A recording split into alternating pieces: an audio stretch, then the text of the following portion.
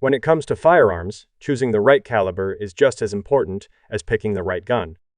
With hundreds of options out there, it's easy to get caught up in the hype, marketing buzz, or internet debates and end up with a round that just doesn't live up to expectations. Whether it's because of cost, limited availability, poor performance, or just flat-out impracticality, some calibers leave shooters with a serious case of buyer's remorse. In this video, we're breaking down 5 calibers you'll likely regret buying, the ones that might seem cool on paper but failed to deliver where it counts. From frustrating ammo shortages and high recoil to underwhelming ballistics and niche uses, these are the rounds that often collect more dust than range time. So before you spend your hard-earned money on a flashy new caliber, stick around. This list might save you from making a costly mistake. Number 5.40S and W, the law enforcement fad that fizzled. The 40S and W was once hailed as the perfect middle ground between the 9mm and 45, a CP, a cartridge designed for law enforcement after the 1986 Miami FBI shootout exposed the limitations of existing duty rounds. Introduced in 1990, it offered more stopping power than the 9mm with higher capacity than the 45 ACP, quickly becoming the standard issue for police departments across the U.S.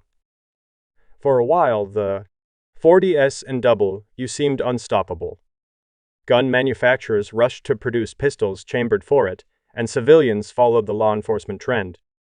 It had a snappy recoil, a slightly larger bullet, and a reputation for one-shot stops.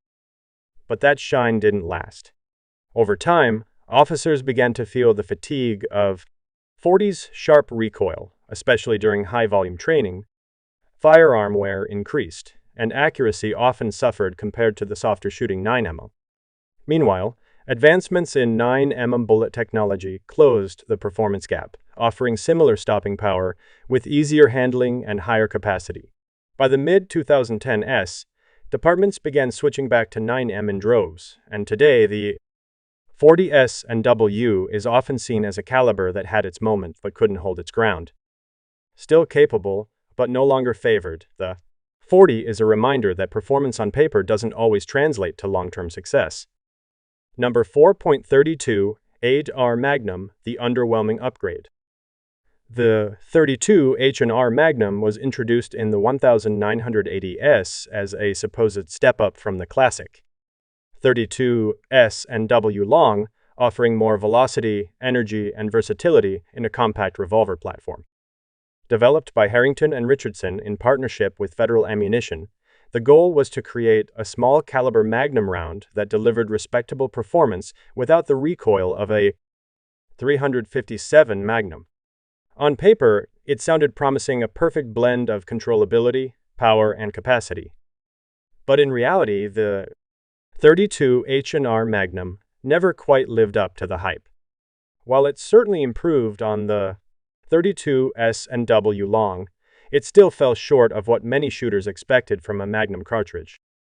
Its ballistics hovered in a strange middle ground, more potent than a 22 or 25, but lacking the proven stopping power of larger self-defense rounds. Ammo availability was another issue.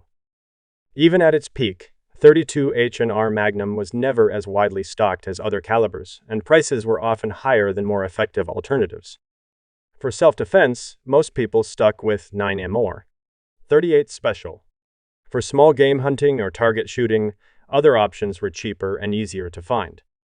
Number 3.41 Magnum, the forgotten middle child.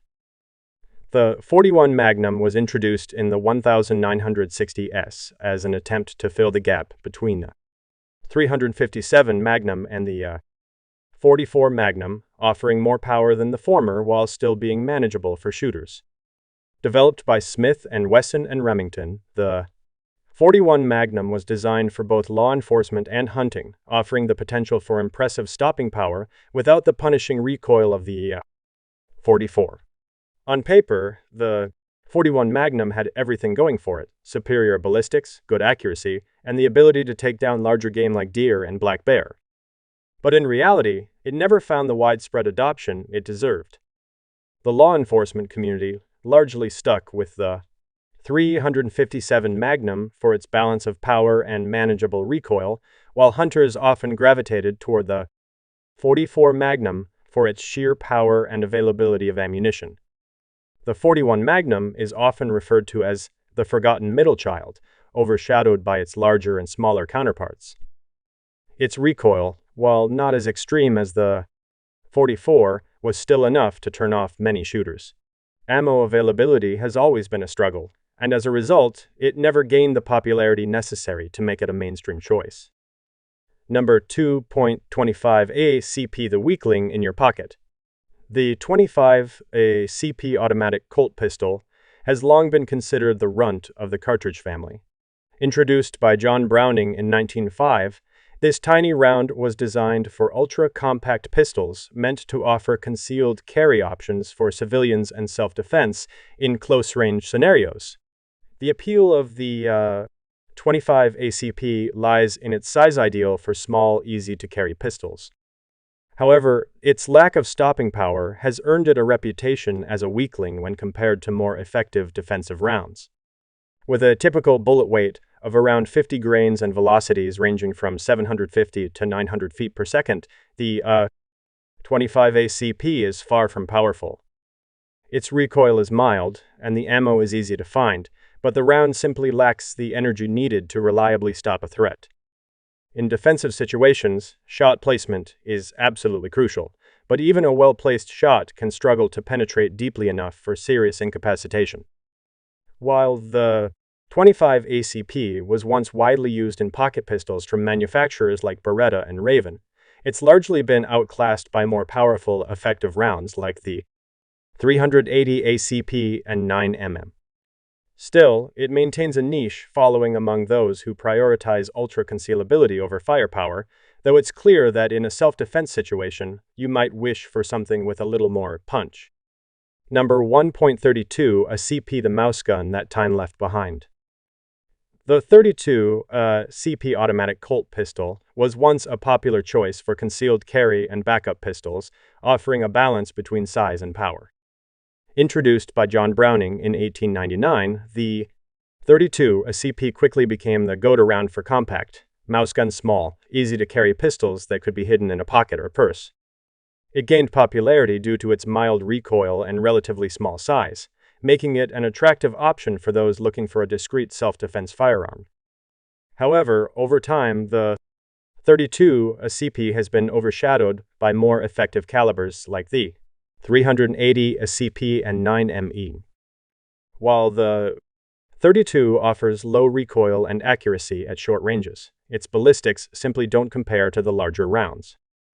The stopping power is minimal, and in today's self-defense landscape, where stopping a threat quickly is crucial, the .32 CP often falls short. Though it was once a staple in European pocket pistols and American carry guns, the .32 CP is now considered a relic of the past. While some still carry it for nostalgia or comfort, most shooters have moved on to more reliable and powerful calibers. The .32 CP remains a mouse gun that time and more powerful cartridges has left behind.